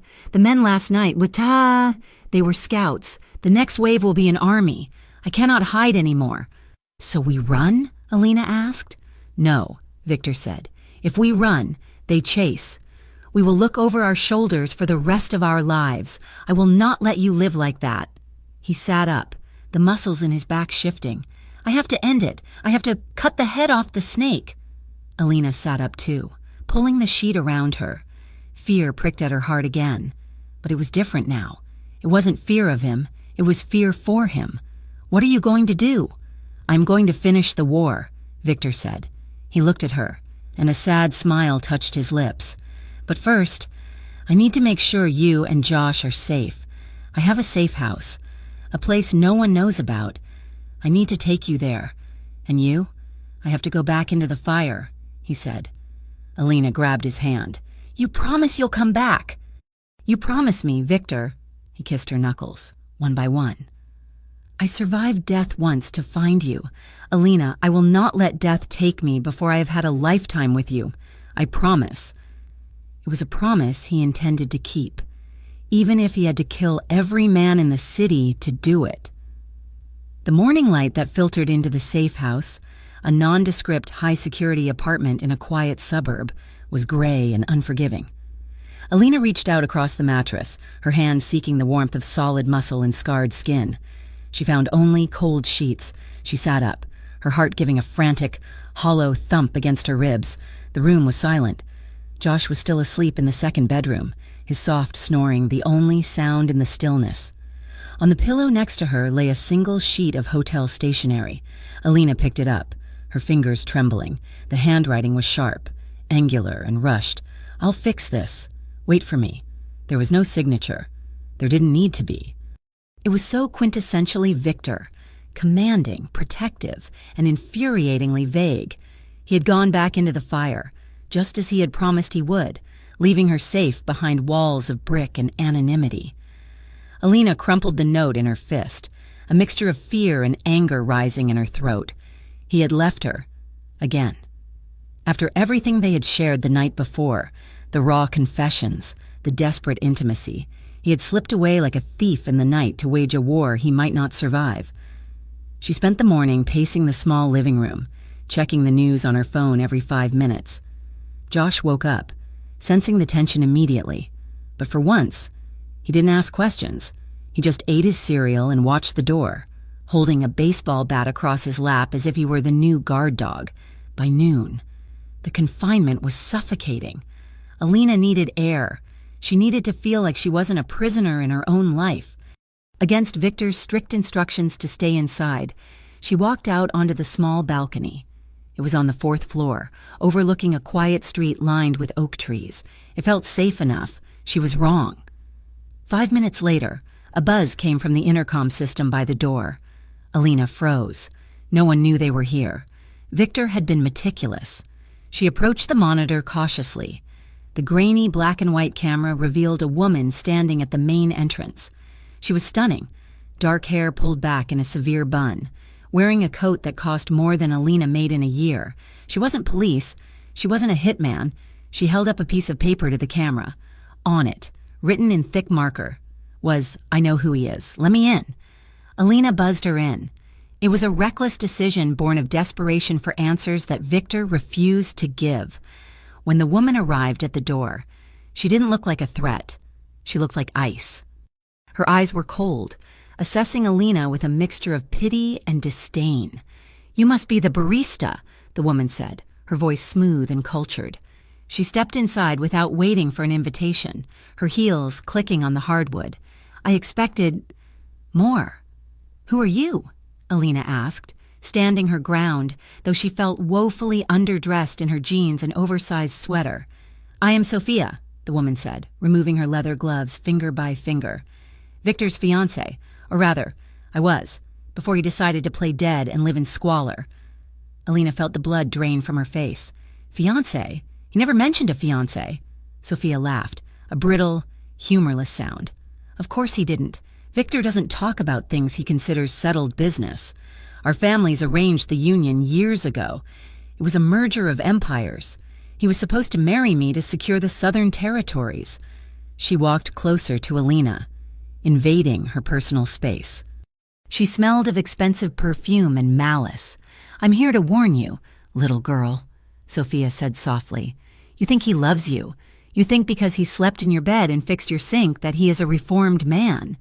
He cares about me, Alina said, though her voice wavered. Victor Morelli is not capable of love, Sophia stated, her eyes boring into Alina's. He is a creature of possession. He does not want a partner, he wants a pet. He wants something soft to keep in a cage while he tears the world apart. That is what you are to him. A distraction, an obsession. You're lying, Alina whispered. Am I? Sophia raised an eyebrow. Ask yourself, did he ever give you a choice? Or did he just slowly take over your life until you had no one left but him? That isn't romance. Alina, that is a siege. Sophia turned and walked to the door. He will burn the world down. Yes, but eventually, the fire consumes everything, even the things he claims to protect. Get out while you can. The door clicked shut. Alina stood alone in the hallway, her knees shaking. The words sank deep, hooking into the insecurities she had tried to ignore. Just obsession. Was that all it was? Was she just a prize he had won because he was the only one playing the game? Across the city, Victor Morelli stepped out of a taxi in the industrial district. He was no longer wearing the flannel and denim of the homeless handyman. He was dressed in a charcoal suit that had been tailored to conceal the Kevlar vest strapped to his chest. His hair was slicked back. His eyes were dead. He was the capo again. He walked toward the back entrance of an Italian restaurant that had been a neutral ground for the families for 30 years. Today, it was the site of a meeting called by Sal. They were dividing Victor's territory, picking over the bones of his empire like vultures. Victor checked the device in his pocket, a high-fidelity listening bug. He didn't just need to kill them. He needed to bury them. He needed the federal government to do the cleanup so that no one would come looking for retribution later. He bypassed the guards at the back door with a swiftness that was almost supernatural. 2 quick strikes to the throat, and the men were unconscious before they hit the pavement. Victor dragged them behind a dumpster and moved inside. He slipped into the ventilation room, finding the grate that looked down into the private dining area. Sal sat at the head of the table. He looked tired, nervous. Across from him sat the Russo brothers, the rivals who had helped orchestrate the hit on Victor. "We need to move the product faster," one of the Russos was saying. "With Morelli gone, the ports are open, but the feds are sniffing around. Victor kept the feds away because he had rules," Sal snapped, pouring himself a drink. "We broke the rules when we took him out." "It had to be done," the other Russo said. He was going soft, talking about legitimizing. "We couldn't let him turn the business into a charity. So I put a bullet in my best friend," Sal muttered, downing the whiskey. "And for what? So you 2 greedy pigs could eat?" "You pulled the trigger, Sal," Russo laughed. "Don't get sentimental now. We run the city. Victor is fish food." Victor, watching from the shadows above, pressed the stop button on the recorder. Confession. He pulled out his burner phone. He attached the audio file and sent it to a number he had memorized, an FBI agent who had been trying to nail the Russos for a decade, but lacked the inside evidence. Subject: The Russo-Morelli Conspiracy. Full confession attached. Location: Gino's restaurant. Come and get them. He hit send. The legal trap was sprung. Now for the physical one. Victor dropped from the vent, landing on the serving table in the corner of the room with a heavy thud, sending silverware clattering. The 3 men at the table jumped up, chairs scraping against the floor. Sal dropped his glass. It shattered, the sound echoing like a gunshot. Victor stood up, straightening his tie. He looked at them with a terrifying calmness. "Hello, boys," he said. "I heard you were dividing my kingdom." "Victor," Sal whispered, his face turning the color of ash. "You're dead." "I'm very hard to kill," Victor replied.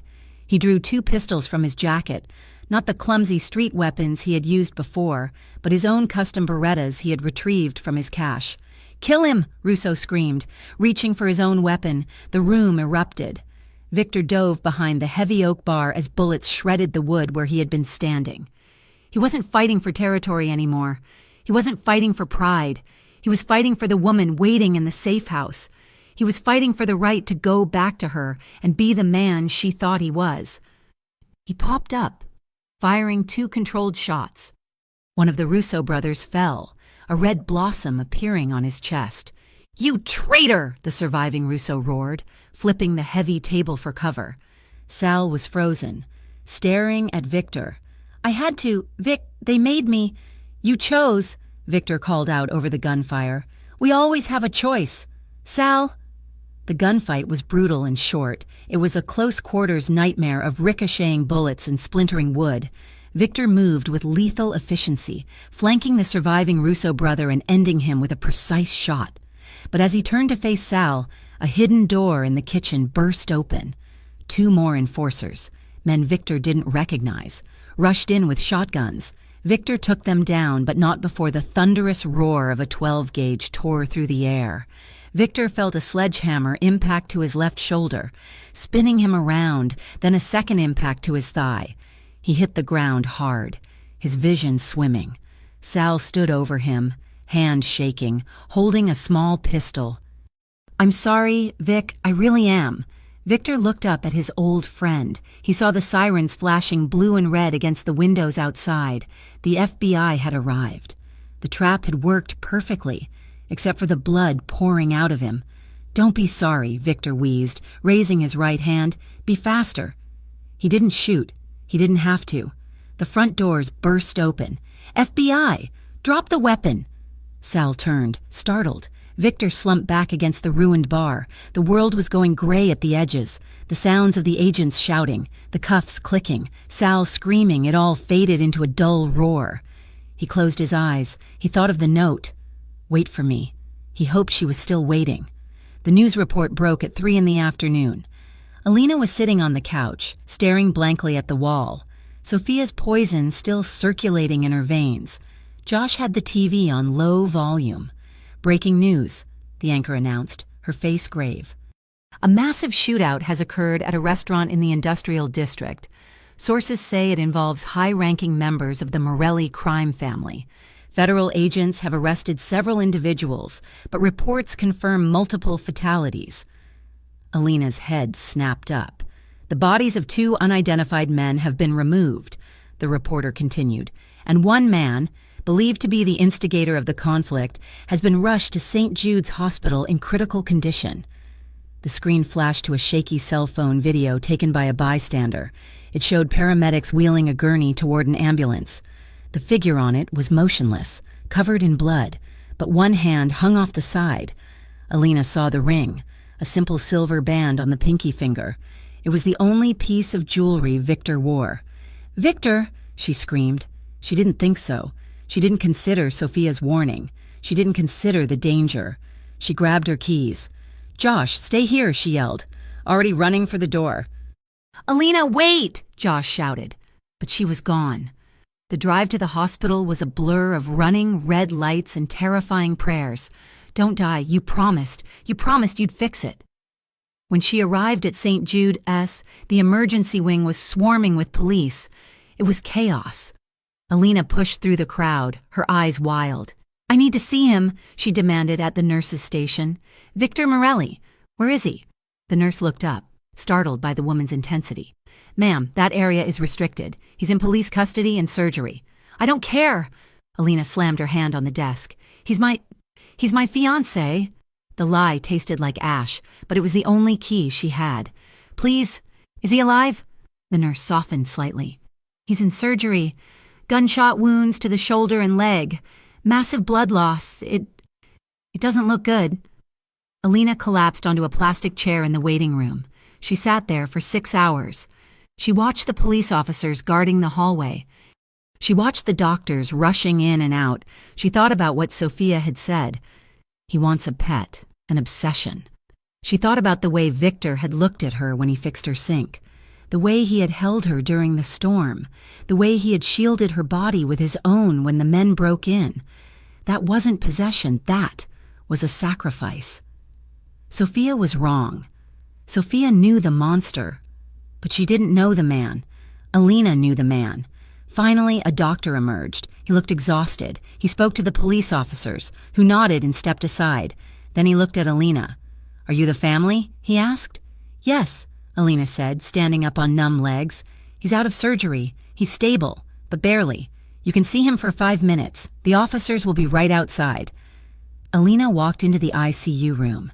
It was quiet, filled only with the rhythmic beeping of the cardiac monitor. Victor lay in the bed, looking smaller than she had ever seen him. He was pale, his skin almost translucent against the white sheets, tubes and wires snaked from his body. His chest was heavily bandaged. Alina walked to the bedside. Her anger, her doubt, her fear, it all evaporated. All that was left was a fierce, protective love that took her breath away. She reached out and took his hand. It was cold and calloused. "You idiot," she whispered, tears spilling onto her cheeks. "You absolute idiot." She pulled a chair close and sat down, refusing to let go of his hand. She reached up with her other hand and gently stroked his forehead, brushing back a lock of dark hair. "You don't get to leave me now," she said fiercely. "You don't get to storm into my life, make me love you, and then die on me. That is not part of the deal. Victor," she leaned in close to his ear, "Sophia came to see me. She told me you were just obsessed. She told me I was just a pet." She kissed his temple. "Prove her wrong. Wake up and prove her wrong."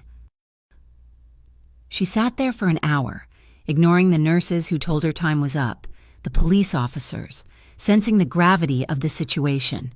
Let her stay. It was the squeeze that alerted her, a faint pressure on her fingers. Alina gasped, looking at his face. "Victor?" His eyelids fluttered. They were heavy, fighting the weight of the anesthesia and the trauma. Slowly, agonizingly, they opened. His eyes were unfocused at first, glassy and dark. Then they found her. He blinked. He tried to speak, but his throat was too dry. He swallowed and tried again. "Alina?" he rasped. It was barely a sound, just a shape of air. "I'm here," she sobbed, gripping his hand with both of hers. "I'm right here. You're alive." Victor looked at her. He saw the tears. He saw the exhaustion. But mostly, he saw the fierce determination in her amber eyes. He saw the woman who had dragged a stranger out of the rain. A faint, weak smile touched the corner of his mouth. He squeezed her hand again, a little stronger this time. "Still obsessed," he muttered. Alina laughed, a wet, broken sound of pure relief. She pressed her forehead against his hand. "Good," she whispered, "because I'm not going anywhere." The monitor beeped a steady, reassuring rhythm. Outside, the police were waiting to question him. The news vans were circling. The world was still dangerous and the future was uncertain, but in that sterile white room, Victor Morelli held onto Alina's hand like it was the only anchor in the universe. And for the first time in his life, the war was over. The recovery was not a sprint. It was a slow, agonizing marathon. For the second time in 2 months, Alina found herself nursing Victor Morelli back to life, but the dynamic had shifted irrevocably. The first time, he had been a stranger, a mystery wrapped in a woolen coat and silence. Now, he was a known entity. Every scar she cleaned, every bandage she changed. She knew the story behind it. She knew the violence he was capable of, and she knew the tenderness that lived beneath it. Victor was a difficult patient. He hated weakness. He hated the tubes, the monitors, and the way his left leg refused to bear weight without trembling. He growled at the nurses and glared at the doctors. But when Alina walked into the room, the storm in his eyes always settled into a quiet, dark calm. She brought him coffee from the cafeteria, which he drank despite complaining it tasted like boiled dirt. She read to him while he slept. She learned the landscape of his body not with the hesitation of a savior, but with the familiarity of a partner. But the outside world was not as quiet as the hospital room. 2 weeks after the shootout, while Victor was undergoing physical therapy, a man in a gray suit cornered Alina in the waiting room. He flashed a badge. "Special Agent Miller." "Miss Rossi," he said, his voice carrying the weary cadence of a bureaucrat. "We need to talk." He led her to a small, sterile conference room. He laid a file on the table. It was thick. "Victor Morelli is going to prison," Miller stated flatly. "Or he would be, if half the evidence didn't mysteriously vanish into the ether of classified federal intelligence thanks to that recording he sent us. He bought his freedom with the heads of the Russo crime family." Alina crossed her arms. Then why are you talking to me? Because a man like that doesn't retire, Miller said, leaning forward. He resets, he rebuilds, and you are the weak link in his armor. You and your brother, he pushed a paper across the table. Testify that he coerced you. Testify that he was running operations from your apartment. Give us anything to pin a RICO charge on him that sticks past the plea deal. We will put you and Josh in witness protection. New names, new lives. Somewhere he can never find you. Alina looked at the paper. It was an offer of safety. It was logical. It was sensible. She looked up at Miller. You think he's a monster? I know he is, Miller replied. I've seen the crime scene photos. You saw the photos, Alina said, her voice steady. But you didn't see him stand between my little brother and a baseball bat. You didn't see him fix my sink because he didn't want me to worry about water damage. You didn't see him bleed out on a restaurant floor to stop a war. She stood up, pushing the paper back. Victor Morelli may have been a monster to the world, Agent Miller, but he burned that world down to keep me safe. I don't need your protection. I have his... She walked out. When she returned to the room, Victor was sitting up, looking out the window at the city skyline. He looked tired. The gray at his temples seemed more pronounced. The Fed, Victor said without turning around. He offered you a way out. He did, Alina admitted, closing the door. You should take it. Alina stopped. Excuse me? Victor turned his head. His eyes were tortured. I am poison, Alina. I told you this. I drag darkness with me wherever I go. Look at us. You are arguing with federal agents. Your brother is living in a safe house. I am half a cripple in a hospital bed. This is not the life you deserve. He took a breath, his voice cracking. If you leave now, if you take the deal, I will not look for you. I will let you go. I will give you that mercy. It was the most selfless thing he had ever said. It was also the most foolish. Alina walked to the bed. She didn't shout. She didn't cry. She simply grabbed the lapels of his hospital gown and pulled him forward. She kissed him. It was a fierce, claiming kiss. It tasted of defiance. She kissed him until she felt the resistance drain out of him, until his hand came up to cup the back of her neck, holding her there like she was oxygen. She pulled back, her forehead resting against his. Don't you dare, she whispered furiously. Don't you dare try to be noble now. You made me fall in love with you. Victor, you made me need you. You don't get to disappear again to save my soul. My soul is yours. Deal with it. Victor stared at her. A shudder went through him. He closed his eyes, letting out a long, ragged exhale. Okay. A month later, the discharge papers were signed. The transition was chaotic. Josh was the wild card. Alina worried how her teenage brother would handle the reality of living with a retired Mafia don. They were packing the last of the boxes in the safe house. Victor was moving slowly, favoring his left leg, wrapping dishes in newspaper. Josh was helping him. So, Josh said, taping up a box, are we really moving to the middle of nowhere? It is not the middle of nowhere, Victor corrected. It is the coast. It is quiet. No sirens. And no pizza delivery at 3 a.m, Josh lamented. He looked at Victor. You know, my friends think you're like a supervillain. Victor paused. And what do you think? Josh looked at the man who had saved his life. He looked at the cane leaning against the wall. I think you're weird, Josh said bluntly. You stare at people too hard. You sharpen knives when you're bored. And you're way too old for my sister. Alina, listening from the kitchen, stifled a laugh. But, Josh continued, shrugging, you didn't run. When those guys broke in, you stayed, you fought. He picked up the box. You're weird, but you're loyal. I can live with loyalty. Victor looked at the boy. A rare, genuine smile touched his lips. Thank you, Josh. Just don't expect me to call you Godfather or anything, Josh muttered. Walking out, I would prefer Victor, he called after him. The house was a sprawling, weathered structure of gray stone and cedar, perched on a cliff overlooking the Atlantic Ocean. It was isolated, surrounded by pines and the roar of the surf. It was a fortress, but it was also a home. Victor had bought it under a new identity, Thomas Black. to the few neighbors in the nearest town. He was a retired investor recovering from a car accident. To Alina, he was just hers. Life settled into a new rhythm. The frantic energy of the city was replaced by the slow, steady beat of the tides. Victor spent his mornings doing physical therapy on the deck, rebuilding the muscle he had lost. Alina found a job at a local bakery, not because she needed the money, Victor's hidden accounts were substantial, but because she loved the work. Josh started at the local high school, complaining about the lack of skyscrapers but secretly loving the ocean. The obsession that Sophia had warned her about was still there, but it had transmuted. Victor was still watchful. He still tracked her movements, ensuring she got home safely. If she was 5 minutes late, he was waiting on the porch, but it wasn't suffocating anymore. It was attentive. He anticipated her needs before she spoke to them. He learned to listen to her silence. 6 months after they moved in, winter arrived. The ocean turned a steel gray, and the wind howled around the eaves of the house. One evening, the power went out, a reminder of that night in her apartment so long ago. Victor lit a fire in the massive stone hearth.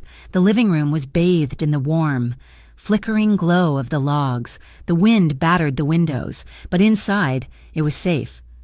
Alina sat on the rug, drinking red wine. Victor sat in the armchair, watching her. "Come here," he said softly. Alina stood and walked to him. He took her hand and pulled her down so she was kneeling between his legs. He brushed a stray hair from her face, his thumb tracing the line of her jaw. "I have been thinking," he began, his voice deep and resonant in the quiet room. "That's dangerous," she teased gently. "I have no ring," Victor said, ignoring her jest. "I left the family jewels in a vault in New York. I left the money, the influence, the titles. I walked away from the empire." He took her left hand, his thumb rubbing over her ring finger. "I am not a king anymore, Alina. I am just a man with a bad leg and a history written in blood. I have nothing to offer you but these hands."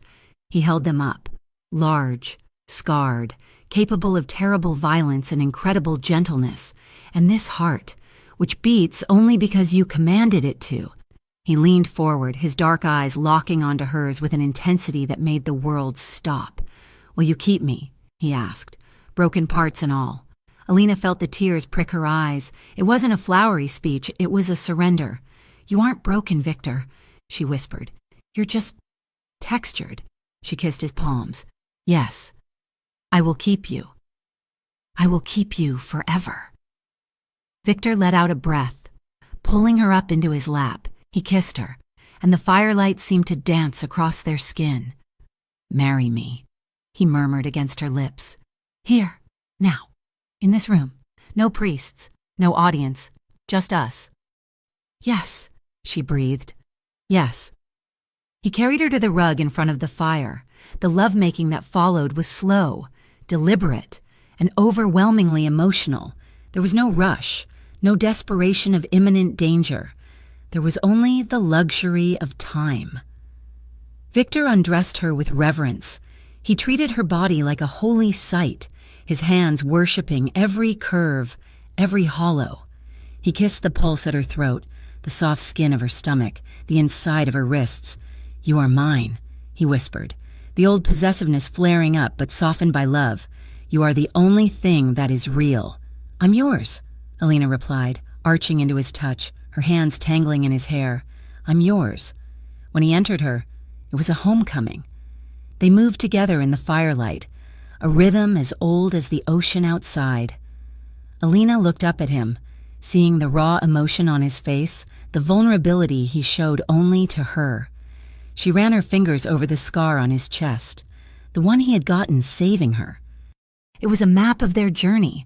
They whispered promises into the dark, words that didn't need to be shouted to be true. Always. Forever.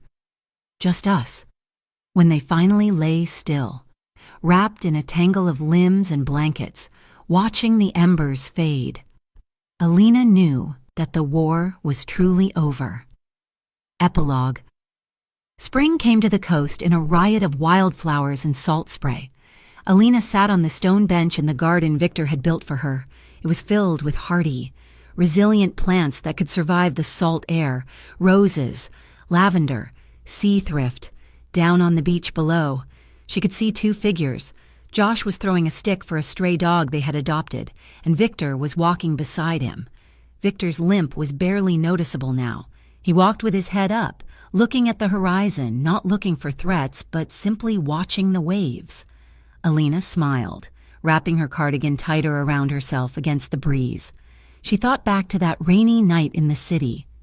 The bruised, broken man slumped against the brick wall.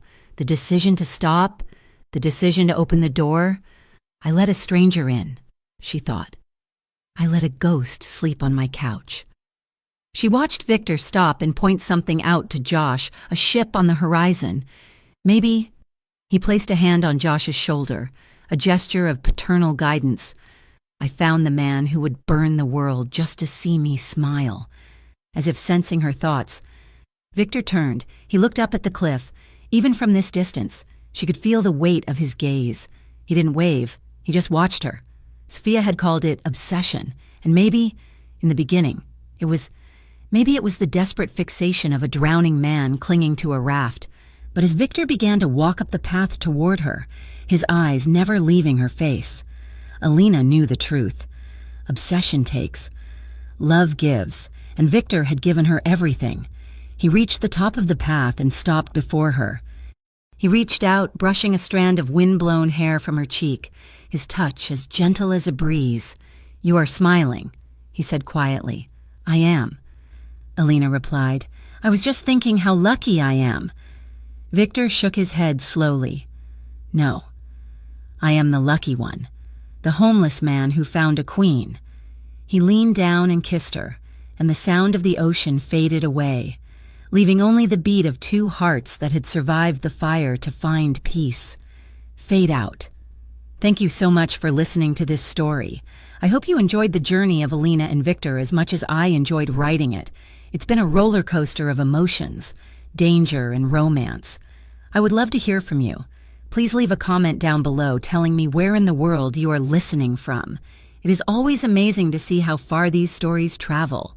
If you enjoyed this series, please make sure to subscribe to Mafia Romance Stories so you never miss an episode. There are many more passionate, thrilling tales waiting to be told.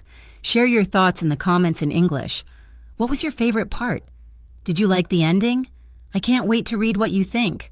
Until next time.